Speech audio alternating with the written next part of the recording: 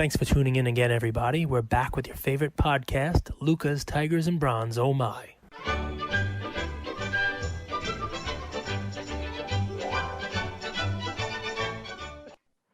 Man, I have a co-host he's a superstar. You should see this guy's day.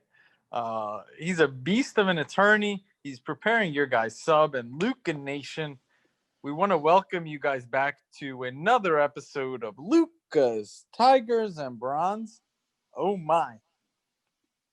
Kate, I love it. how you Love feeling, it. my man? How you feeling I'm today? feeling. I am feeling. Let me tell you, I'm definitely feeling. I'm feeling something. I don't know exactly what it is that I'm feeling. I'm feeling something. You know, it's Veterans Day tomorrow. My place of business is open, but I took the day off because my kid's school is closed, so I'm able to kind of relax and reflect. There you go.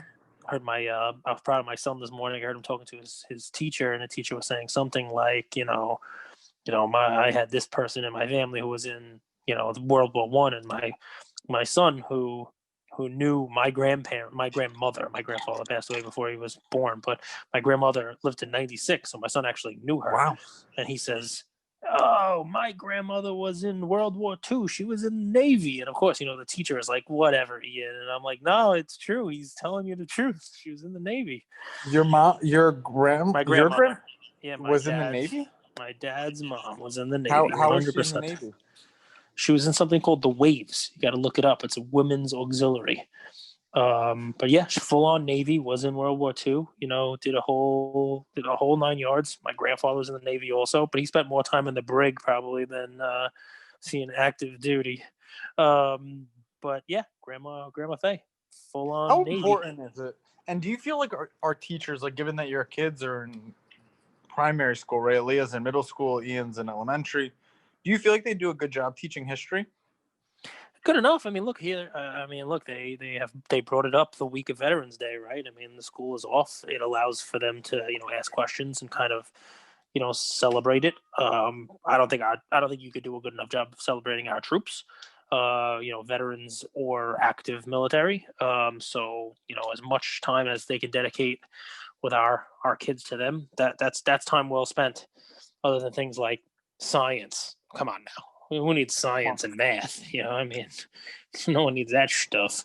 But I was happy to Who hear even it. knows what science is, right? Because let's take this mass thing into consideration. Some people would argue there's science on both sides, right? Yeah. There's science saying that breathing in your own air, your own recycled air, makes you unhealthier and weakens your immune system. Other people say, well, it's your right to protect people around you, and you have to wear a mask.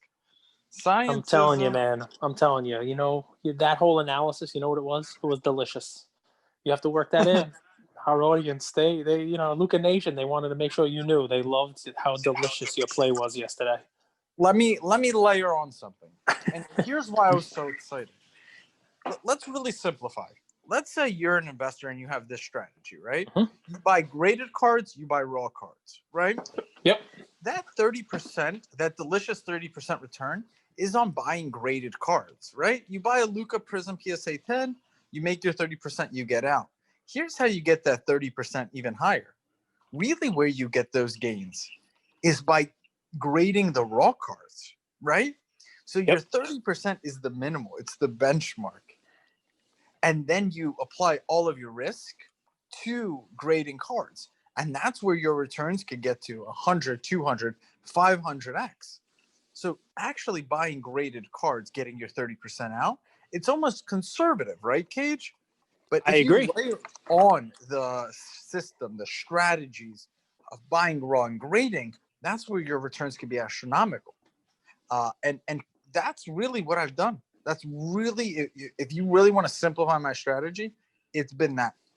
For the last 12 months, it's been exactly that. Getting my returns when I buy a card graded, get my return.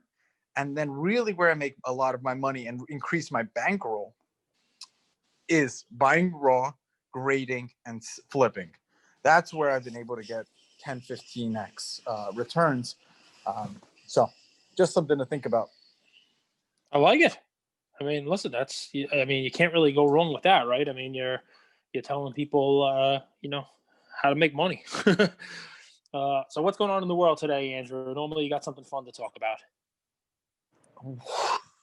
Dude, I'm beat this morning. I had a unbelievable workout on the beach. I try to get a walk every morning and then do 20 100-yard beach sprints. Today, they just hit different. It was pretty windy, so that was hard. I was on a mission.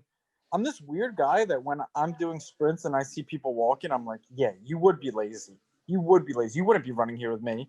And I like juice myself up like that. I don't really feel that way about them. I use it to kind of like play mind games. Uh, with myself to kind of give me that extra energy.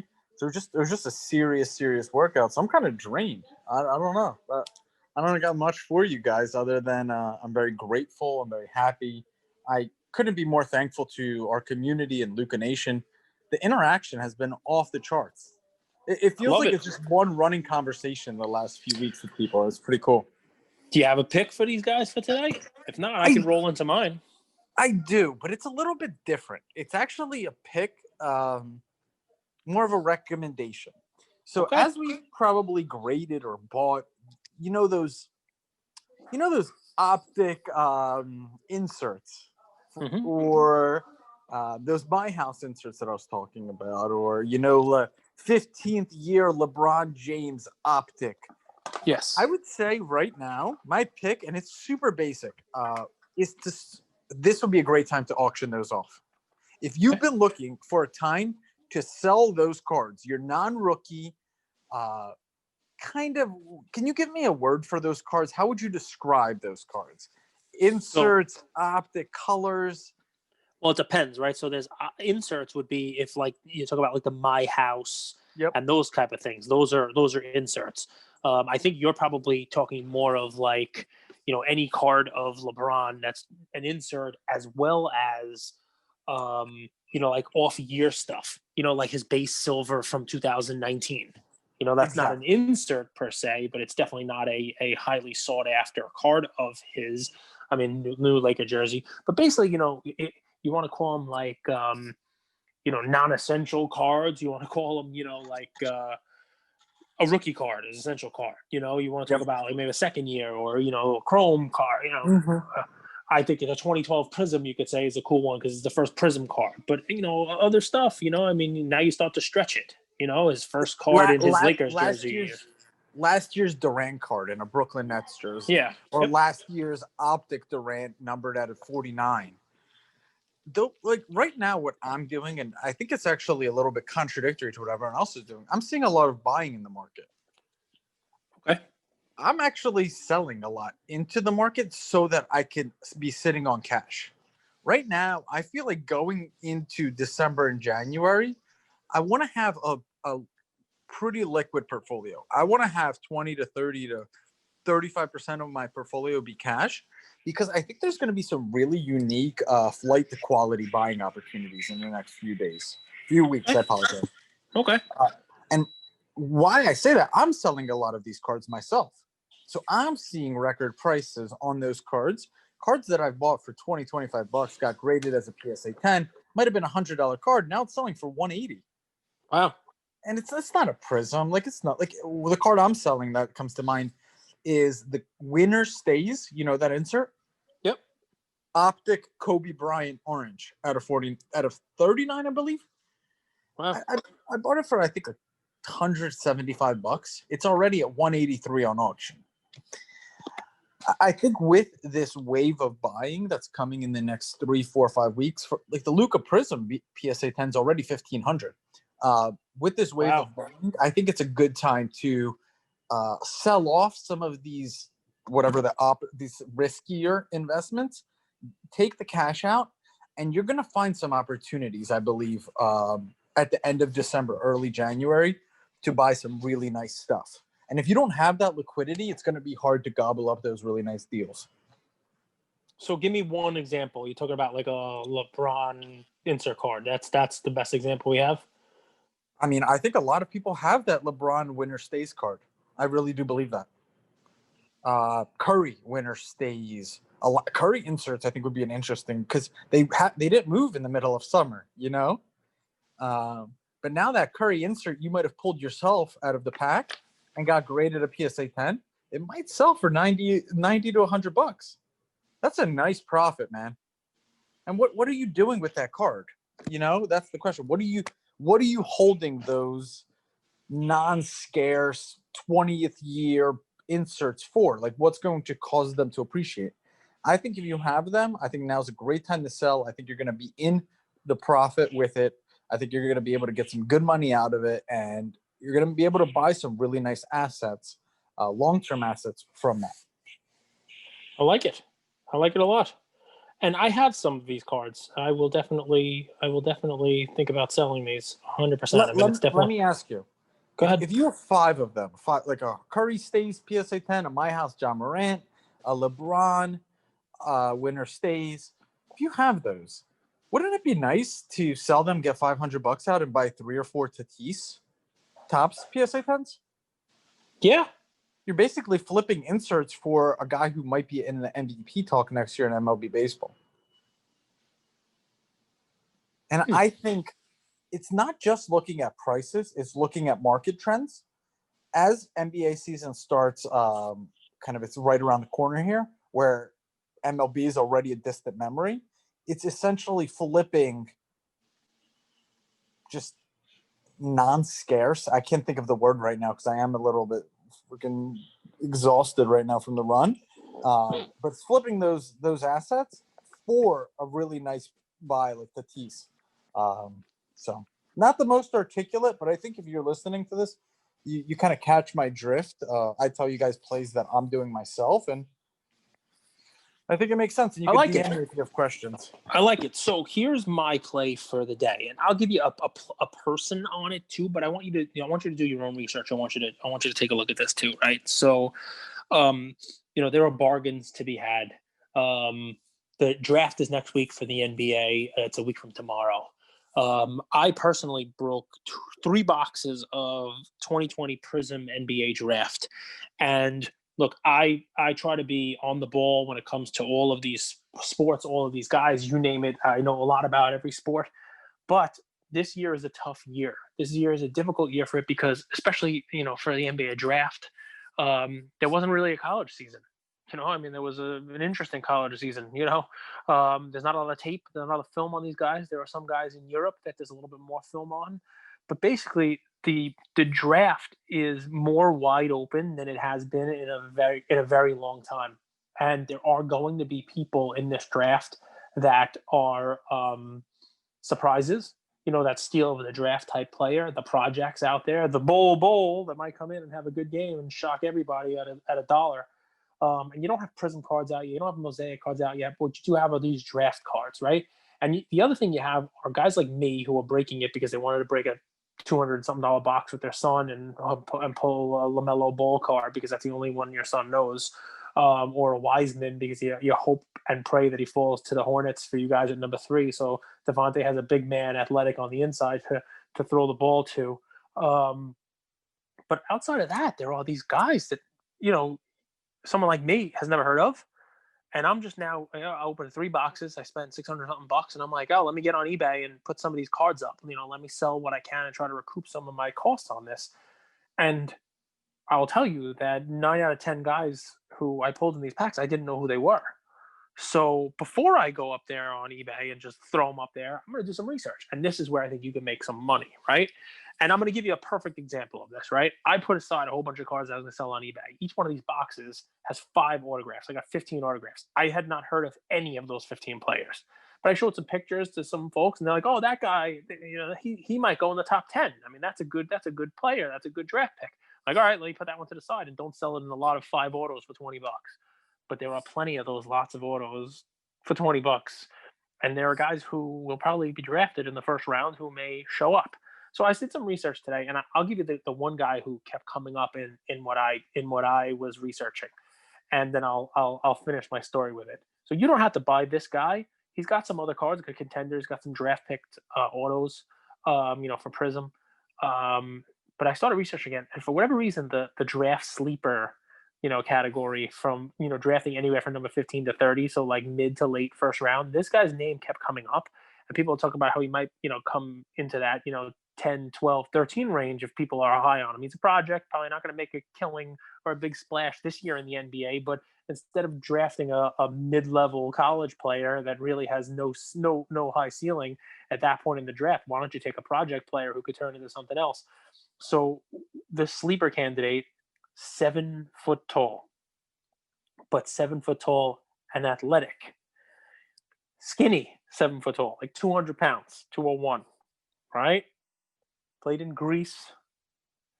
What people are saying about this kid is that he's weird because he passes the ball well for 7 feet, doesn't have strength yet to defend post ups at 7 feet, but they're not putting him in a 7 footer center role, which, by the way, hardly even exists in the NBA now.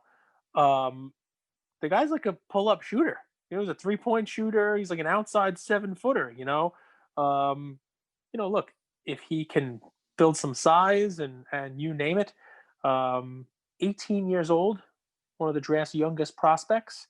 They're saying he's, they might require some patience on him, but he played for, I will say it wrong. What do they call it? Olympiacos, the league that Giannis also worked his way up. And this guy, he averaged 10, 11 points, 8 Yes, sir. rebounds, a You bunch of said it well. assists. All You right, said it really well. But they say he's a great. Go ahead. Is what's his name? It's Alex Pokusevski. Pokusevski. Alex Pokusevski. Now, here's why this is funny, right? Now, I see him wearing like a Serbia jersey, right? Because, in the hours leading up to today's episode where I was doing my research on this, and I can give you other guys' names too, I was like, all right, this is a play here because I have a stack of these Prism draft guys, and one of these guys is going to get drafted in the first round, and you can buy their base cards now for $1 or a lot of 10 of them for $5 because people are just literally, what I said, putting these cards up on eBay and trying to recoup whatever they can because they didn't get a LaMelo Ball silver, or they didn't get a Wiseman, or they didn't get an Edwards, or the guys that are on the cover of the box that everybody knows about. Everybody else is an unknown commodity.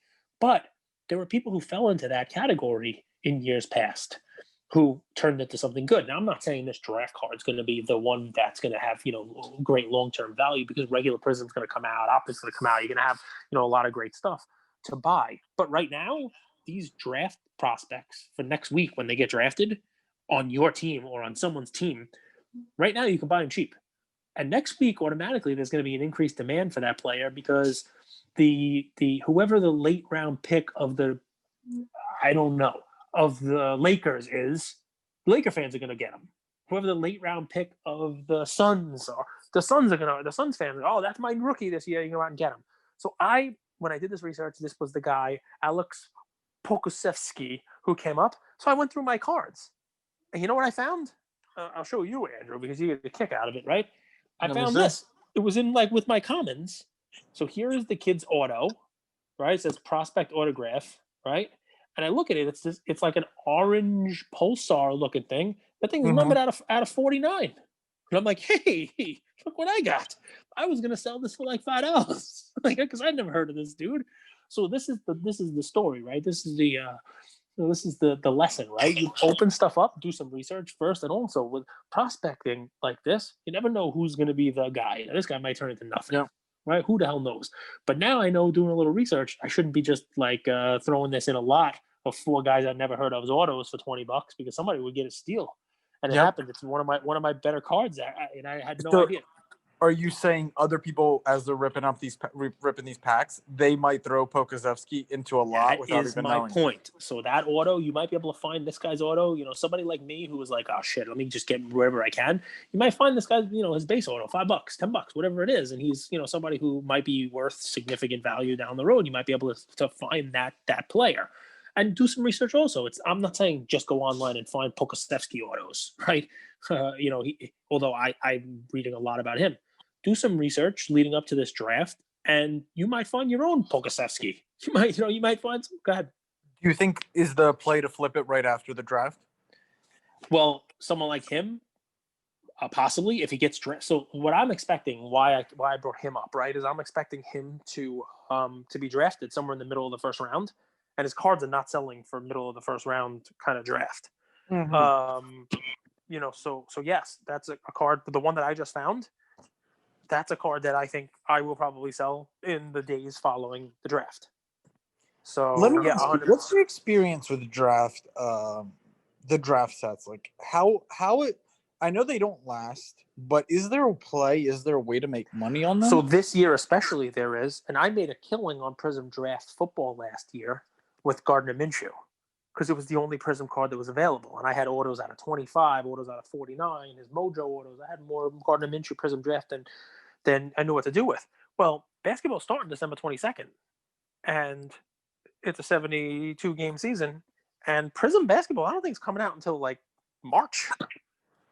Wow. So you'll have all the releases, sure, but this season's going to be ending. It's kind of like football.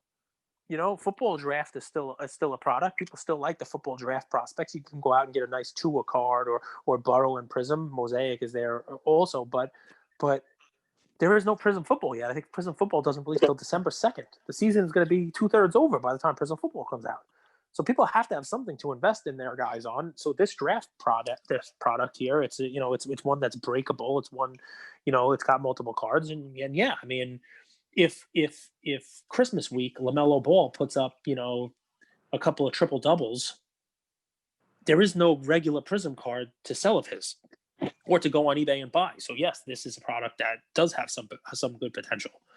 So yeah, that's I my love that's my it. thought on it, right? So I mean, I just happen When to be does doing it. Prism basketball normally come in? Like normally come out during a normal So year? in prior years, it comes out. I think in like December, it came out last year. Wow. So basically, like the first, because basketball starts October 31st, right? Or Yes. no? So Or is no, it October 2nd? so it comes out a couple months into the season, but it's usually ready for Christmas. It's usually ready for Yeah. the whole deal. So, but the draft cards. Look, I'm not telling you that this is the card to buy to hold on to forever because it's Yep. not, right. It's eventually there will be a Prism version of these guys. So that'll be Let's the one that do people are let's looking. do a little bit of do you buy or sell LaMelo Ball? Not necessarily the cards, real quick. Just the player, the prospect. Buy or sell You LaMelo Ball. I've watched some footage on him. I think it really is going to depend on where he lands. Right. I think I buy him if he lands in 50% of the league. Believe it or not, on a worse team, I buy him if he lands in Detroit because Detroit trades up for him, or he lands in the Knicks because the Knicks trade up for him. I know everybody hates the Knicks. I understand it's like a horrible franchise, but a team like that that's going to trade up for him and and actually give something away, that's going to say to the kid, "Go do your thing, run the offense, let the offense run through you. We envision you as a Luka Doncic type player. Go ahead and run the point, pass, shoot, fill the stat sheet." Um, he's not going to have the rebounds that look at it, but you understand what I'm saying. Somebody where a franchise will give him the keys, his cards are going to be worth money because he's going to put up stats. He's going to be a stat machine. Now, if Golden State drafts him, Can we you talk know about he that? Why would Golden State like he would anchor the second unit off the bench? Is the thought process? Golden State would draft him because when you have the second pick, you draft the highest talent on the board, unless somebody comes in and gives you a trade for a star caliber player who can contribute right now, or somebody comes in and gives you more draft picks for you to build in the future. Um, I don't know why they would draft him other than he slots in to be a top 3 or 4 pick, and they have a top 3, a top 2 pick. Yeah, I mean, I hear you. I just and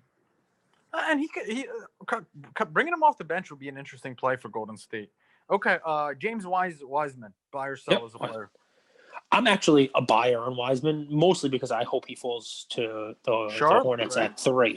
Although I'm hearing a lot. Look, there's a lot of misinformation the week leading up to the draft. There's so much misinformation out there. It's like espionage game, right? He's playing here. He's going to draft here. He's going to slot here. LaMelo Ball's falling out of the top 5, so now Wiseman's going to go 2, and Edwards is going to go 1. I mean, there's all this stuff.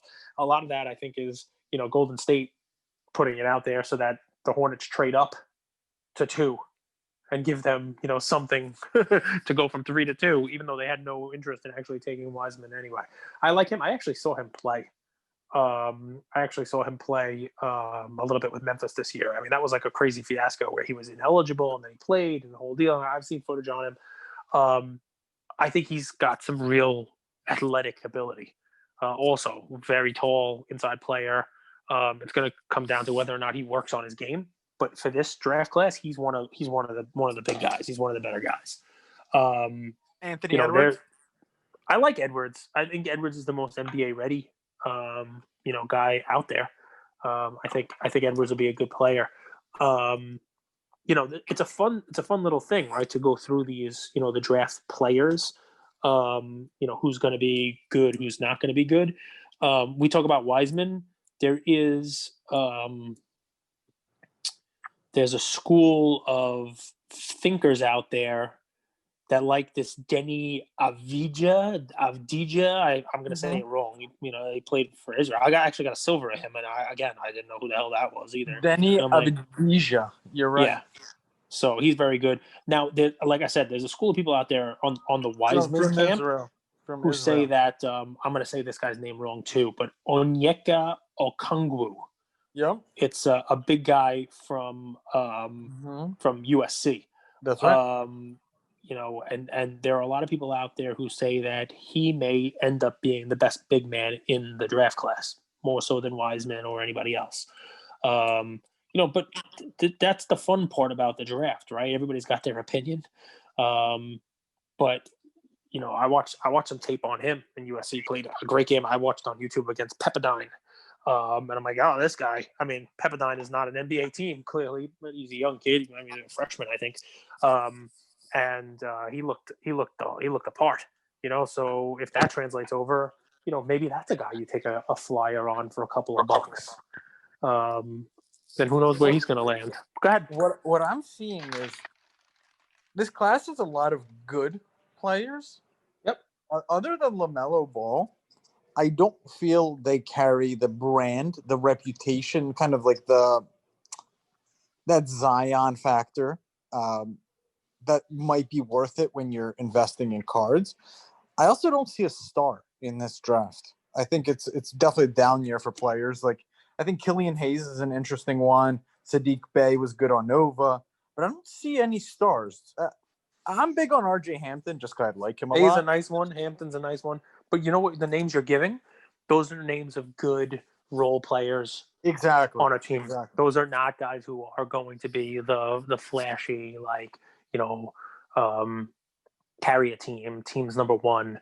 They're going to be good players, and every team needs those good players, and that's what you fill out in a draft. Hampton and Bay, they are two of the top names that fit that bill.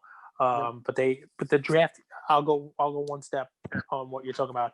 There are a lot of low ceiling players, like what you're getting with them. Yes. Not a lot of flyer players. That's kind of why I like this Pokasevsky guy, because who knows what you get out of an 18-year-old, 200-pound, 7-foot 3-point shooter. and you're getting it cheap too. Yep. And I will say this: what's interesting to me, and I wonder if this happens, is human beings, we love contrast, right? Yep. I wonder if the prices of 18 and 19 Prism rookie class, and especially the sealed wax, go up quite a bit because this class is weak. And I don't know if it will. What do you think? Do you think the contrast of not having a true number one in this draft, or even a top 5 that's super enticing, does that hurt, help, have no effect on 2018, 2019 sealed wax? No, I think over time you're going to see that wax continues to go up. And I'm not talking about the draft wax, although believe it or not, even like last year's Prism draft, those boxes are twice the price of what this year's Prism draft. I mean, there's not really a lot of people out there trying to buy draft, but if you're talking about like the sealed regular Prism 2018, yes, when you see how good that draft class was, that is a Michael Porter Jr. went 13th. In this draft, he would go top 3 even with his injury. Yes. Yeah. So, yeah, there's a lot of that out there. But look, that happens in every sport. You can look back on and say, 1984 Topps football wax box sealed sells for a boatload more than 85. Because 84 has the quarterback class. It has Marino. It has Elway. It has Todd Blackledge and Jim Kelly and Ken O'Brien. Sorry, Jets. But '85 didn't have any rookies. It had like a Warren Moon card in it, which was sort of a rookie because he had played before it. And then '86 it goes back up because '86 you got Jerry Rice's rookie card and Reggie White's rookie card, and really, Steve Young if you don't count as USFL, and Reggie White if you don't count as USFL. But yeah, 100%, man. And you're right. I think when people see the lackluster, high end of this draft class, they will go back and look at last year and the year before and say, okay, I might not, I could put a sealed wax away of this year, but I'm going to go back and put another one away of 2018. Although the flip side to that equation is think about the last 2 years, the can't miss guys, right? So we knew we had Zion and we knew we had Ja. Where was Yep. Tyler Hero drafted? What number was he picked? Do you remember? I want to say 8 through 13. Yeah. So and where was SGA drafted Was it the year 13? before? Where was it Porter? 13?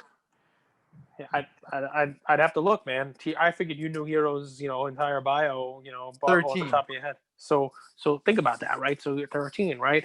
And where was SGA drafted, and where was Porter drafted, and where was Devontae Graham drafted? Porter was 13. Right. So who's going to be number 13 this year, and more importantly, more important than the number, right, is every year somebody surprises. Every year somebody comes out of nowhere. Whether it's Latrell Sprewell in the 1992 draft being taken number 24 out of Alabama, whether it's Nick Van Exel the following year being taken in the second round, whether it's Devontae Graham being taken in the second round. I mean, there are people who are going to show up who are not in the top 3, 4, or 5 picks in this draft year who surprise. People who are projects, people who are, what position was Giannis drafted? Giannis, I think, was also at 13. If that's true, we just, whoever is 13 should just always be who you invest in. 13 is my lucky number, but I don't know if I told you that. Well, actually, you know all my passwords, so you actually do know that. Luka was drafted behind Giannis was 15th. Giannis was 15th. 15. Yep. CJ was 13 in that draft? So that was the Bennett year, right? Yes, sir. It's always crazy going back on drafts and looking how much professionals, GMs miss. CJ McCollum was drafted 10th. 10th. Steven Adams drafted 12th. Rudy Gobert drafted 27th. Oh, I mean, Shai was 13. Was 11th. Kelly Olynyk was 13 in that year. Dennis Schroeder was drafted 17th that year. That's a great scene. But think of the people who were in that draft class. Yep. Who Tim Hardaway Jr. was picked 24th. Rudy Gobert picked 27th. So I mean, these are guys who obviously they came out of, and we're just going back to that year, right? These are guys who came out of college who obviously were not those can't miss guys. It's crazy. DeAndre Ayton and Marvin Bagley were both drafted ahead of Luka. Jaren Jackson was drafted ahead of Trey. Mohamed Bamba got drafted 6th.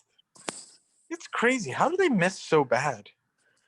Porter Jr. was 14th. I've been wrong quite a bit on these numbers. Is it really that they miss, or is it that they're going by what they're going by? You know what I mean? I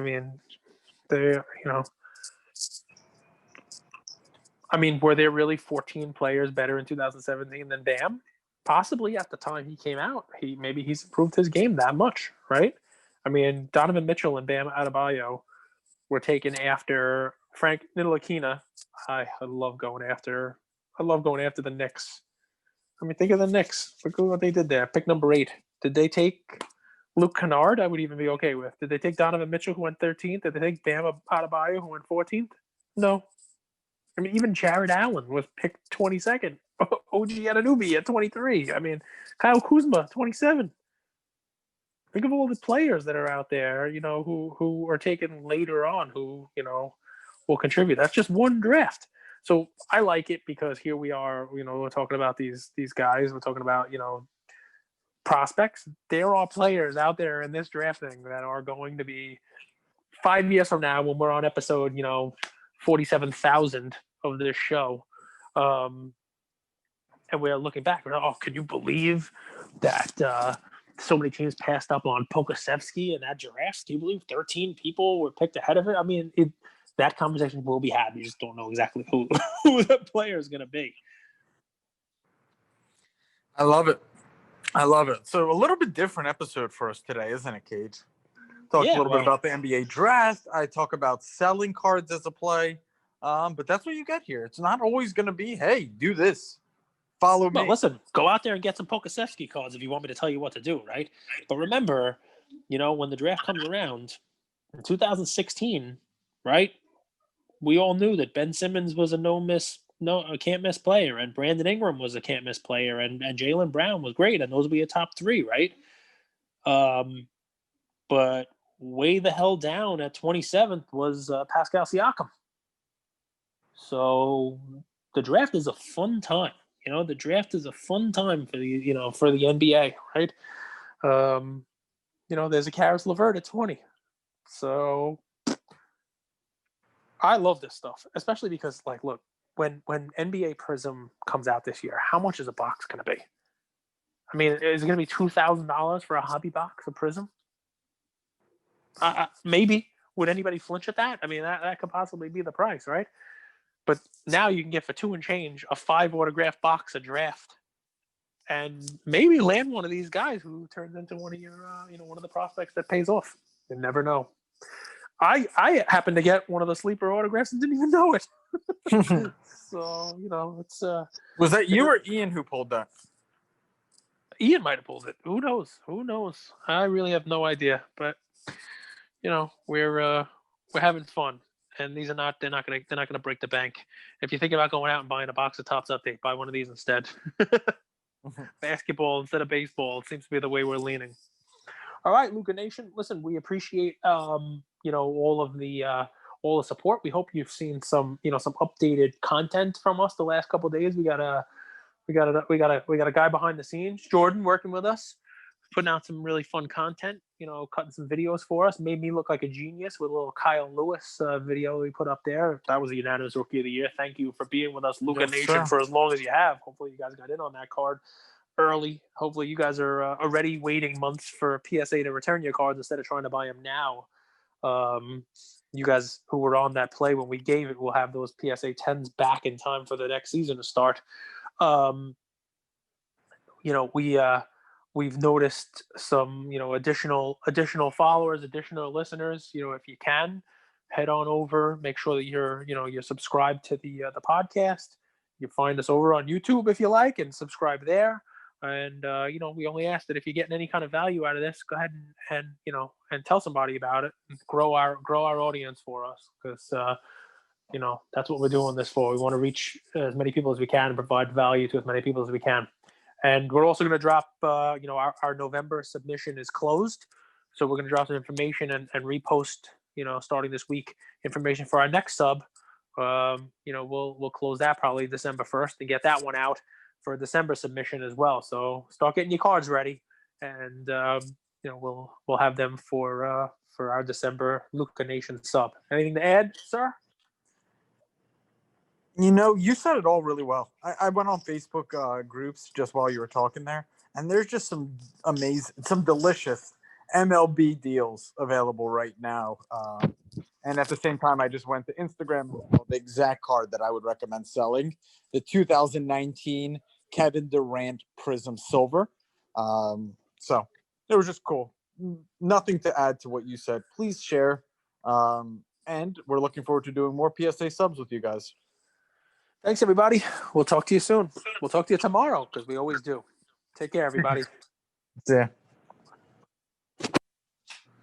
Thank you for spending some time with us on another episode of the Lucas, Tigers, and Bronze Oh My podcast. Do us a favor and subscribe. You know what? Don't just like and subscribe. Everybody does that. If you like us, tell your friends, tell your neighbors, tell your enemies, tell everybody. And we hope you got something from spending some time with us today, and we'll see you next time. Thank you.